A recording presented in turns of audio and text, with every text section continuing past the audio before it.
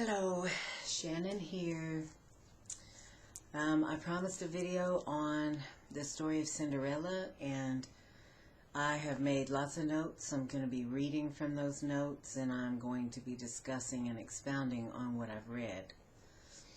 Cinderella has several different, many ways of telling the story from all the different movies and all the different renditions. I have chosen Ever After because there's a little difference in this story than in the way most of them are told. In each story, of course, there's going to be the girl, Cinderella, who is pretty much a slave to her stepmom and either the two sisters or a sister and brother, whoever it is that they choose to have in the storyline.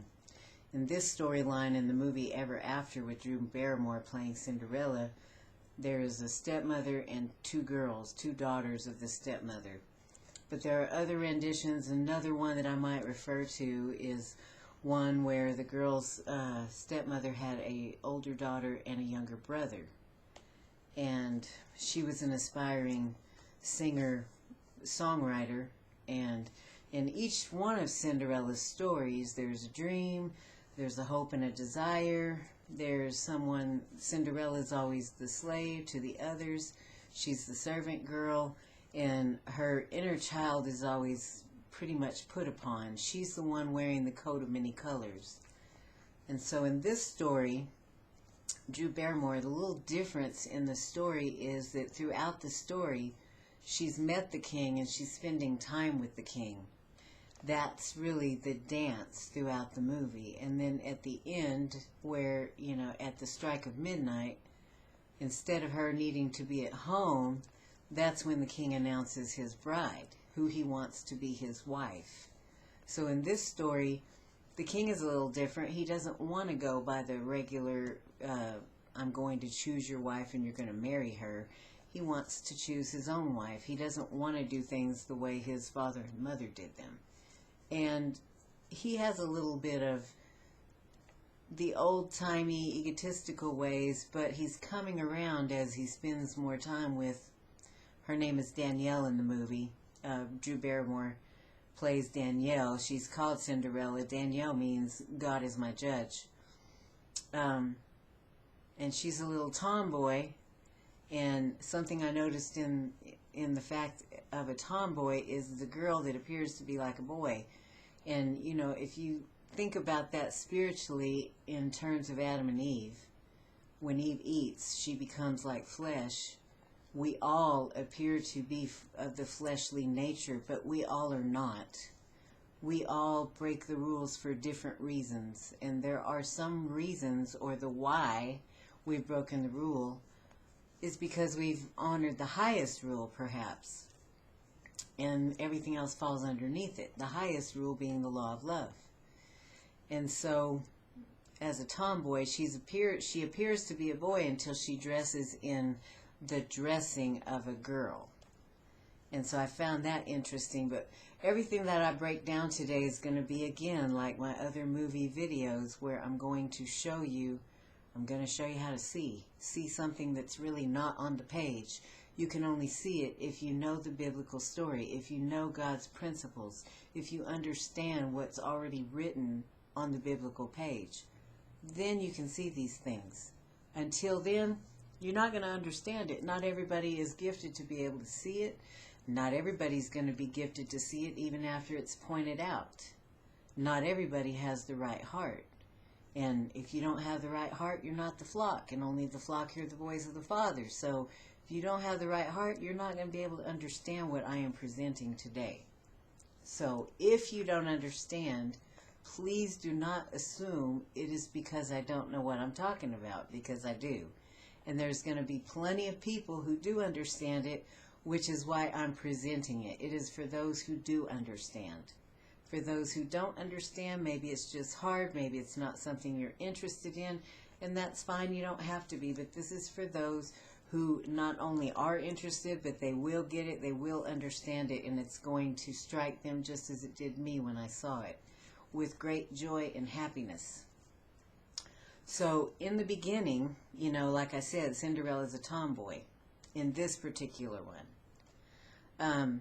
I'm going to talk about some of the things that go on in this movie. I don't really want to talk about the whole movie and do a movie by talking about it, but I'm going to talk about some things. She dresses as a nobleman to buy back a servant, Morris. A nobleman is defined as descended from a king, one belonging to the court, a soldier of the king. She also poses as a courtier, which is a person who attends a royal court as a companion or advisor to the king or queen. She was the daughter of a courtier who died. So her mother was a courtier. And she died, and then her dad marries her stepmother, who has 2 daughters.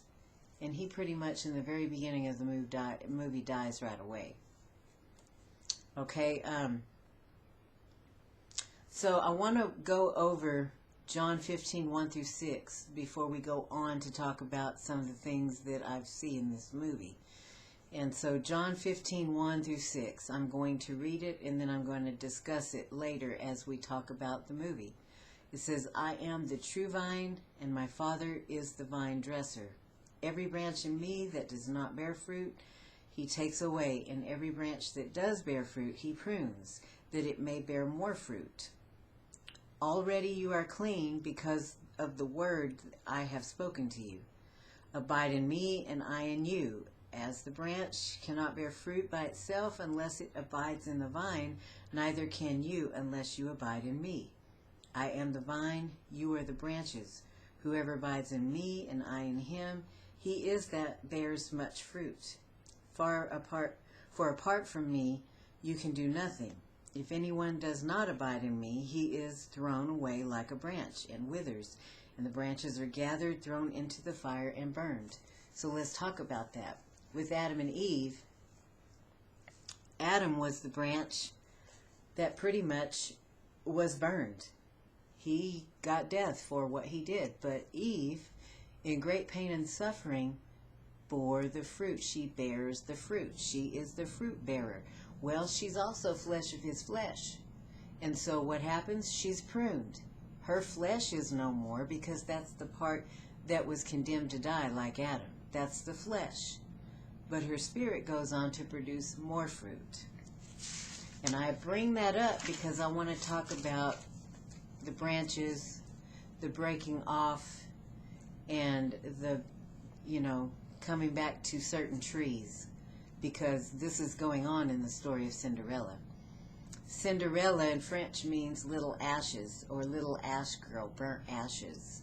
Cinderella original name in Greece is Rodopis, an ancient tale about a Greek slave girl who marries the king of Egypt, which reminds me of Queen Esther. The Native American kind, the Indians of the North America, also created a myth known as Rough Face Girl. The youngest sister is forced by her 2 older sisters to tend the village fire for hours, fire meaning judgment, causing her hair and face to burn from the cinder sparks. Hair is a covering, and our face is a replica of the spirit we serve.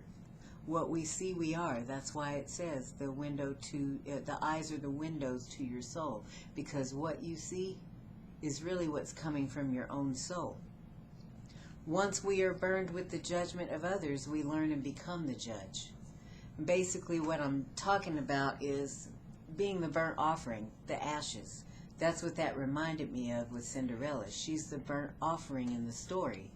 She's been burnt up. She's been judged as nothing.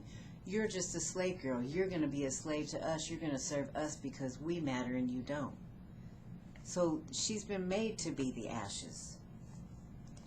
Okay, glass slipper represents the true identity, gentleness, purity, natural beauty. This is all the symbology I'm going over in the story. The gown represents transformation, double identity, marriage, goodness, wealth, and luxury. The pumpkin represents transition.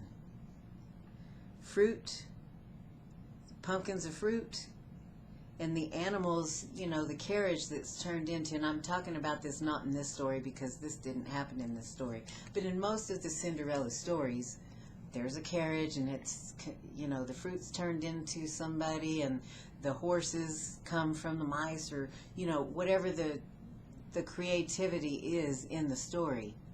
They represent, the animals represent those that are of the lower class.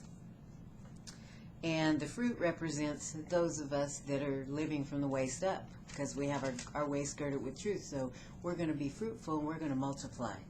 And so I want to talk about that carriage that's taking Cinderella to the ball in most of the stories. Not in this one. We're going to talk about what's going on in this one in just a minute. But that represents all of those that God uses in our life to take us to the story and through the dance that we come back home to before the judgment, or the darkest hour, which I believe is from midnight till dawn. Okay, the sisters called, and the stepmother, they called Cinderella Cinderella. Her name was Danielle in this story, because each night when the girl was done with her work, she was so weary that she would sit right down in the chimney corner among the cinders. Hence fireplace, where once things are burned, the only thing left are the ashes. And basically through each Cinderella story, she's burnt to be nothing but ashes. It's not until she fights back and picks up her life again, because again, Cinderella, I believe, represents God's people, Israel. Whether you're a man or a woman, it's portrayed as a girl, and, you know, spiritually speaking, we're all a bride. But men and women are going through this story and playing this part on earth every single day. So you have to have eyes to see what that story looks like. And basically the moral of the story is that kindness will be rewarded, as well as hard work, and selfishness and laziness will not. She remained in the vine. The second born of the step family was grafted in, and the stepmother and her eldest were cut off and thrust into exactly what they demanded of Cinderella. And if you've watched this movie Ever After, it was the firstborn of the stepmother and the stepmother who wore Cinderella out. They did all kinds of crazy things. It was the younger of the two stepsisters who actually found favor with Cinderella, and she had understanding of what Cinderella was going through. And in the end of the movie, she's grafted into the castle with Cinderella. It's a picture of being grafted into the other tree. So Cinderella's cast out. She's taken out of the tree, kind of like Eve came out of Adam, because I believe the stepmother and the older stepsister represent Adam's position, the tares, who serve me, everything is your fault. And, you know, in this movie, the stepmother is telling Cinderella, after Cinderella has had such a hard time, how, I can't believe you're going to complain after everything I've done for you. And she hadn't done anything for Cinderella. Cinderella did everything for her. And the stepmother claimed Cinderella's inheritance. It was never really the stepmother. She did with what she had in the wrong manner. She abused what she was given. So Cinderella represents beauty, and her motto is to dare to dream. A man without a dream shall surely die.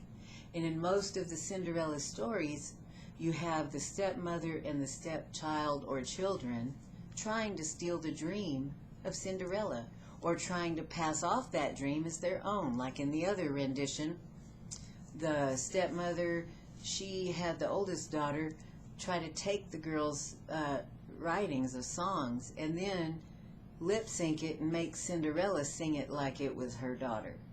And this is a story that goes on every day with different things. Art, it could be writing. You know, there are lots of people that plagiarize a lot of things and try to say it's their own. You're playing the part of the stepmother in the Cinderella story. Now, we know how that ends, and the story ends the same every time. Cinderella is going to win in the end. She is the bride. She will be chosen, and she's going to get life ever after. So at midnight, it says, be sure to get home. In this rendition, though, midnight is when the king will choose the wife. All the magical things go back to the original form. Now remember, biblically, there is a time when we should all have reached our lessons in life and basically return home, and we return home as is.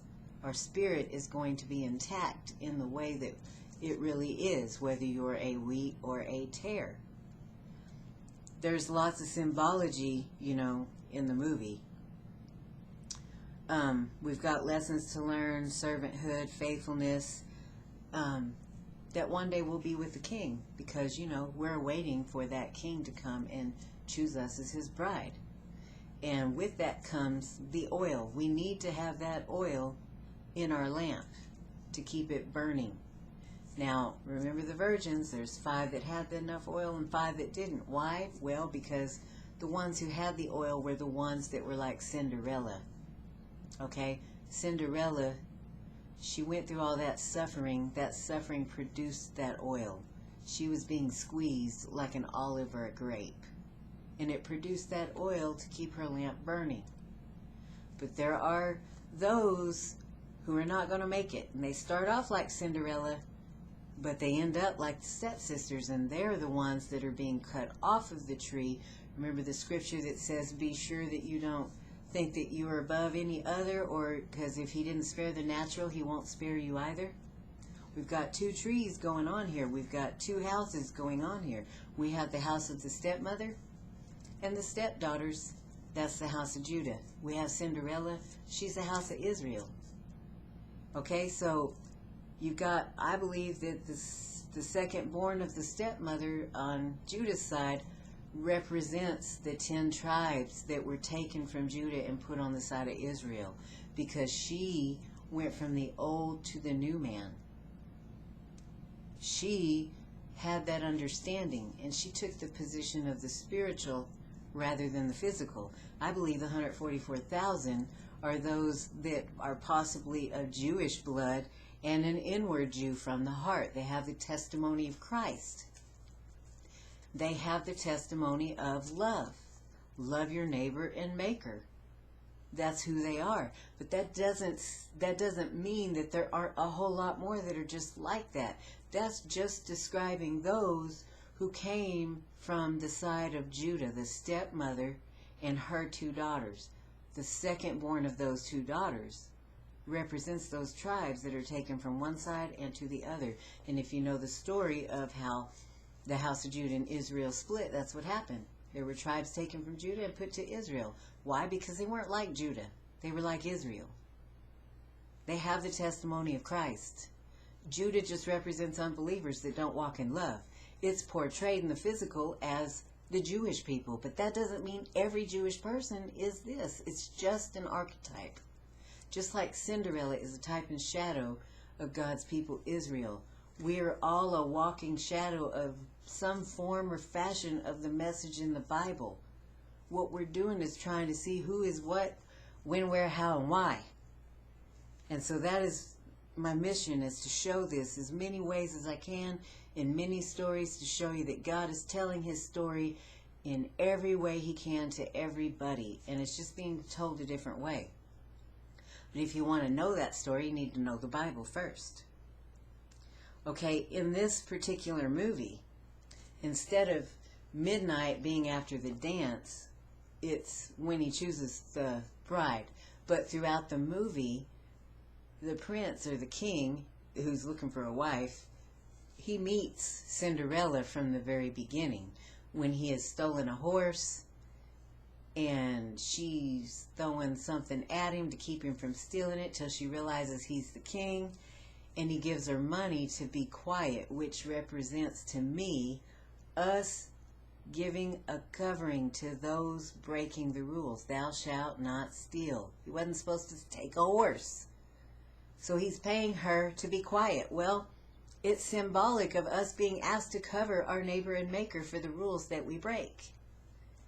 And so she's, saying, yes, I'm sorry, I deserve death. And he says, well, you just be quiet. And he gives her the money. And she takes that money. She poses as a nobleman to buy back a slave, Maurice. And who bought back the slaves in the biblical story? Jesus did with his life.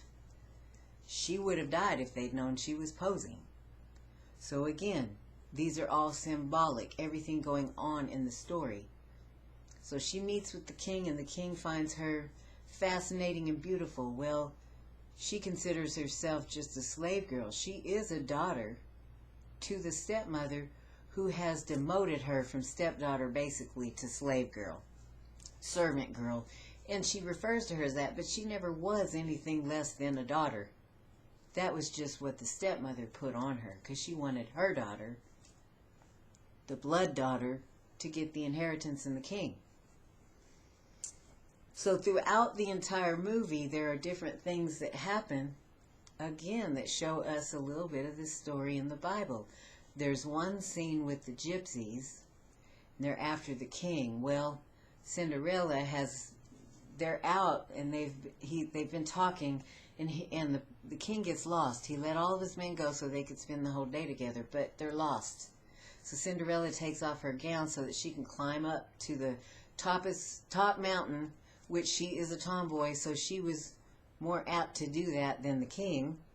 And while she's up there in just her skivvies, the gypsies find the king, and they're going to hurt him. Well, she comes down. She tells them that they're going to give her clothes and a horse to get away, because he says, don't mind the girl. This isn't between her. It's between us. So the gypsy tells her that she can take whatever she can carry on her back. She says anything. He says anything. You have my word. So what does she do? She goes and she picks the king up on her shoulders to carry him away.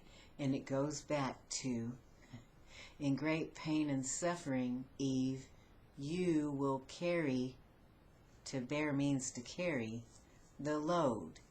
It's not just speaking of carrying a child. It's speaking of carrying the load in the home. Paying for the woes of everybody in the home. You're laying it down. You're a living sacrifice. That's what's going on.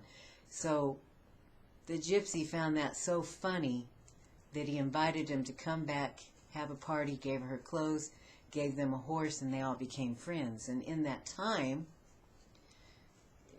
Cinderella explains a whole lot about mankind to the king, questioning, why you don't pay servants, and why you do this, and why you do that. And I really suggest that you go and watch it, because I don't want to talk about every little piece of it, but it's such a wholesome, beautiful story, and it's a story of us and our king. And, I'm showing you these things so that you can have eyes to see the magnificence of how God works through his creation. He's creating these stories for us to tell his story, and he's doing it through us. That's magnificent. It is a magnificent thing to even be able to see it. The glass slipper left behind is symbolic of the covering given to those who do not walk upright. Our shoes cover our feet, and our feet do the walking.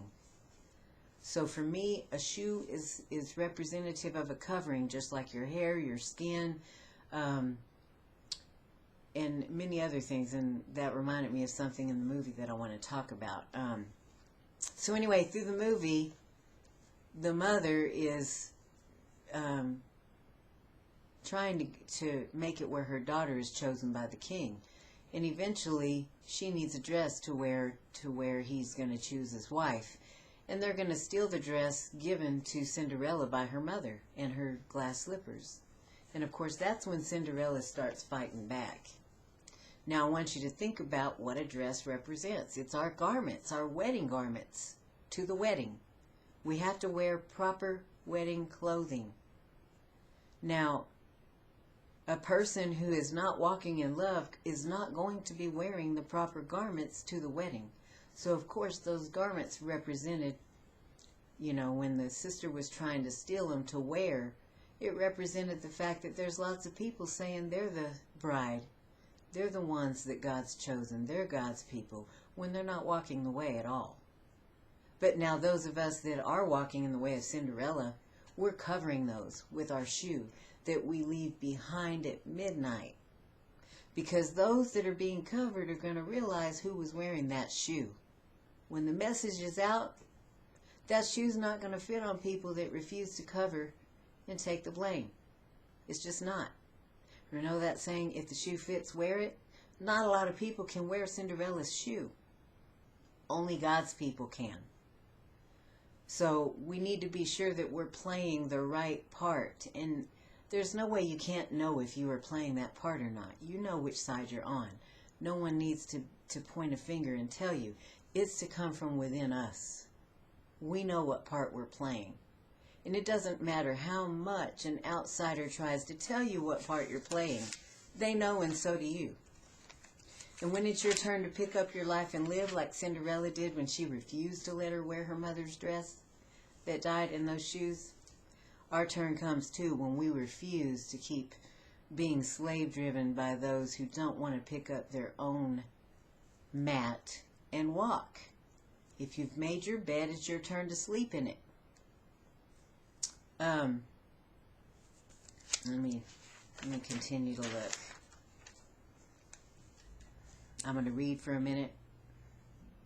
Okay, in the story, Cinderella's dad had written a book called Utopia, and it means paradise. I would liken that to the Bible, because the Bible is about paradise. He agrees to be gone for 1 week instead of the 2 or 3 weeks that he was going to be gone before. And, you know, I liken that to 7,000 years before he comes back for, or, you know, there's 2 sevens, 2 weeks. Now he ended up dying and never coming back. But that's also biblically symbolic. I just don't want to talk about that right now because I don't think we've gotten that far yet. And I don't want to disturb people before it's time for the big disturbances. So 10 years before another man appears in Danielle's life, that's Cinderella. So it was 10 years before the king shows up and she meets him. I'm looking at this because it's going over what happens in the movie.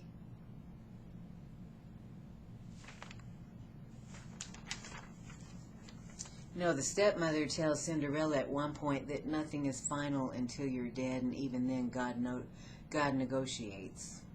And of course the stepmother's name was Baroness. Now Danielle, Cinderella, at one point tells her all she ever wanted was to make the Baroness happy. She wishes to please her. What could she do? How she should act after being told her look was crudeness and she smelled like the pigs. And this is what happens in life. Those of us trying to continually serve somebody, lots of people, family, friends, continually trying to be the one that's responsible and do all the work. And you know, it gets old. You can only do so much because we're all humans. But you know, if you've played the part of Cinderella, what I'm talking about. And it can be so devastating to know that you've done everything possible for a person and they still are finding fault with you while you have covered all of their mistakes, all of their mishaps. And it was at the expense of many years of your life, days, months, years of your life, with hoping that, you know, after you've laid it down, that someone's going to get the message and they're going to love you back, and they never do. It's because that love was not in them. If you don't love yourself, you can't love anybody else either. So,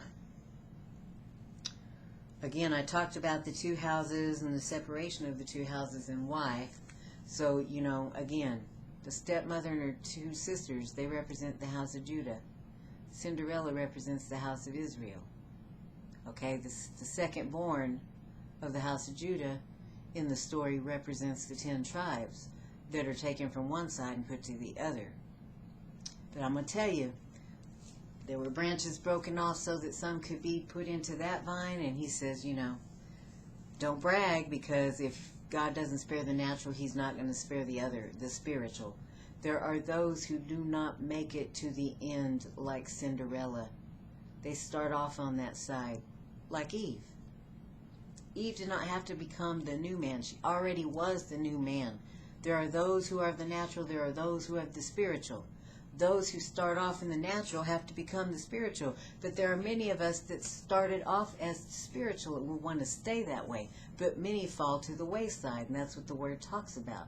they're the ones who have been cut off too. And they're put back to the other tree. They're put on that other tree, so the ones from this side can be put on the other side. And that's what has been missed in the Bible. It's telling the whole story of who we are, why we are, and how to become better we ares. I am who I am. There are things that can't be helped. God's plan finishes in all of us what he starts, and we all turn the other around. Okay, let me see what else.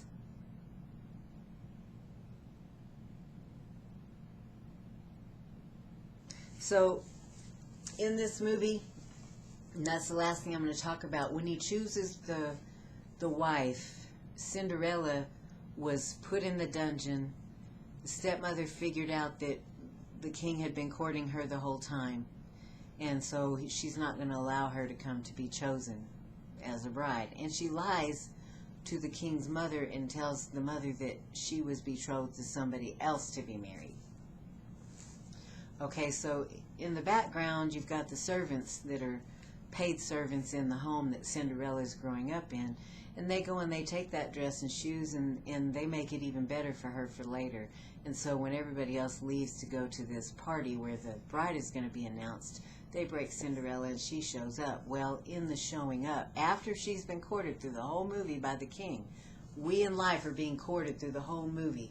The one the king spends the most time with is the one playing the part of Cinderella. God is with us. Israel means God is with us inwardly.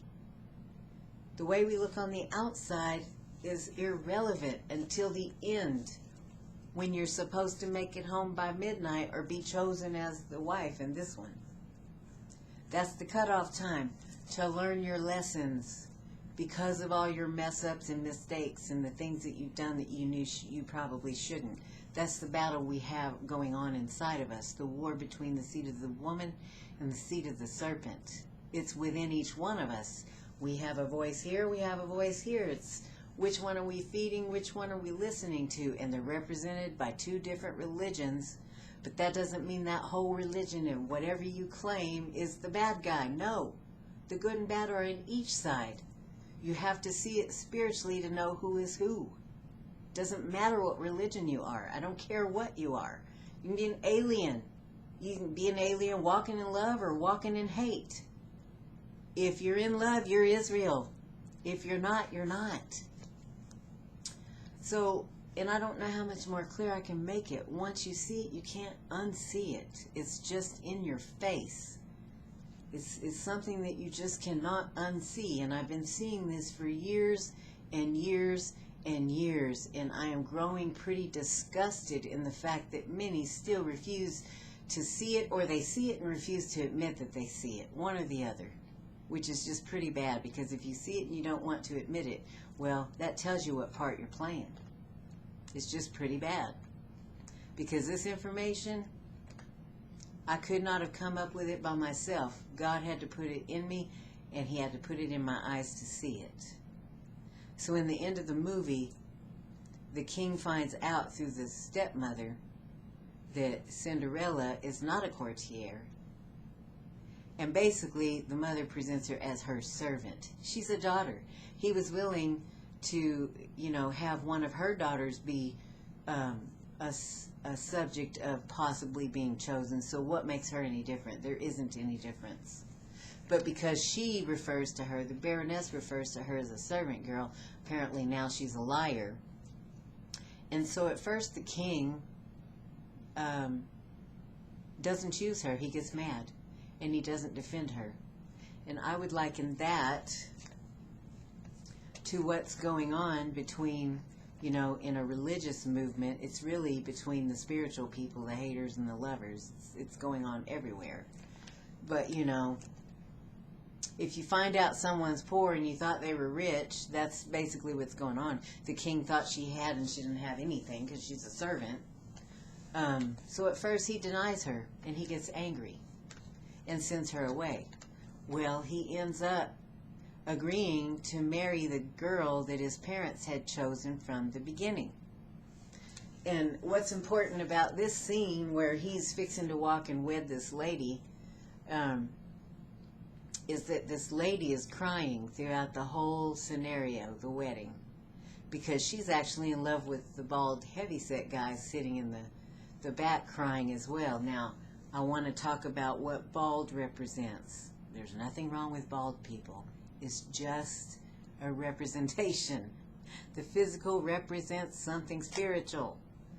And it's to explain the spiritual. It's not to say all bald people are bad. That's not what I'm saying. But bald represents somebody that's not covered, because your hair is a covering. And if you have no hair, you have no covering. And there's scripture that talks about the woman that should shave her head off bald. Why? Because she did not cover. She did not take the blame. Coverings. Lay your life down, take the blame. The whole book is about sacrifices and coverings. So the first wedding that they didn't have but almost had was with the woman that actually represents the fleshly nature. But he doesn't go through with that wedding. And in earth, that's been the first bride. But he's not really married to the fleshly nature. That's just the one that was given the favor first. So all of those of the fleshly nature who've been running the world and have the favor, they're considered the first wife, like in the story of Jacob and Leah and Rachel. Leah was chosen first. She's firstborn. She represents the fleshly nature. But was she loved? No, because she didn't love. So what I'm saying here is that in that scenario, the wedding never happened, because that's never been God's bride. God's bride is the secondborn. That's why the secondborn gets the favor and the inheritance, because they waited. They didn't want it up front to blow it. They waited for their inheritance. They were a slave to those that were not real nice to them, like Cinderella's story. They served everybody humbly. And in this story, Drew Barrymore, she did the very best she could. She didn't really complain about a whole lot, and her complaints she did have there were reasons for those things. So, I have a problem with people saying, oh, well, if you complain, you're not godly. That's not true. We all have human times where complaints are necessary to make changes. We just don't want to stay there too long. We want to understand that life, the good and the bad, are happening for us and not to us. That's the way to think, like an Israelite, like a Kabbalist. Everything good and bad, it's not good or bad. It's happening for us to get us to a better place. The word says that the earth is God's footstool. So I want you to think about that. Those like Adam are of the earth. Those like Christ, who would be like Eve, because he was her seed, are from heaven. They have God living in them. So what is the purpose of those like Adam, be it our own flesh or others' flesh, is to do what? They're our footstool. What does a footstool do? It pushes you to a higher level, a higher way of understanding. And those who are of the earth, they're not ever going to get that understanding, because they haven't done their mikvah, which is to wash in the water of forgiveness. When you are pointing a finger and blaming everybody, you're not forgiving. Therefore, you do not grow spiritually. You don't see life happening for you. You see it happening to you. So you don't do anything to change anything for yourself. Change happens when we change ourselves. It can't happen when we're trying to change everyone else. But everything will change when we change, because when your perspective changes and you praise and thank God for the good and the bad, more good comes. Doesn't mean that there aren't going to be some unpleasant things, but yes, it's going to be more pleasant than not. So in the end of the story, while he's decided to marry the first woman that his parents chose, Cinderella's off being sold to a bad guy to be his slave, sex and all, so that the stepmother can get back all the things she sold to keep up with the Joneses, to make it look like she's wealthy when really she's not. And so, little did that guy know she was trained in sword fighting and all kinds of things, and she's feisty. And, that's the way we are. We've been sold. We have been sold too as servants. from one side to the other, back and forth until our identity is realized, which is coming with this message. Our identity is being made known. There are things being made known, whether you think something's happening or not. For any bad guys that might be watching, those playing the part of the stepmother or the stepdaughter, time is short for you. The story's already been told. Cinderella wins. It's just that simple. So, anybody trying to do anything that hasn't been seen, they think they're going to get away with it. Nobody's getting away with anything. So you might as well pray for each other, wish good upon each other. Cinderella wants everybody to win. Not so much on the stepmother and the older daughter. They don't want everybody to win. They want to win. That's the difference between the two types of people. It's not hard to see or figure out. If you're making problems for somebody, if you're keeping someone from their destiny, you're the stepmother and the stepdaughter. That's the part you're playing. If you're trying to pass somebody else's work off as your own, you're the stepmother. If you are making it hard for somebody to live their dream and to become what God created them to be, you're the stepmother. You're the evil one that is going to be taken out. But if you are on everyone's side and you're defending everybody's right to make mistakes and you're laying it down and you're giving everybody the benefit of the doubt, of course, until you know there is no doubt and that time comes, you're Cinderella. You're the wife that will be chosen. And in the end of that movie, she frees herself from the wicked man. She threatens to kill him if he doesn't let her go.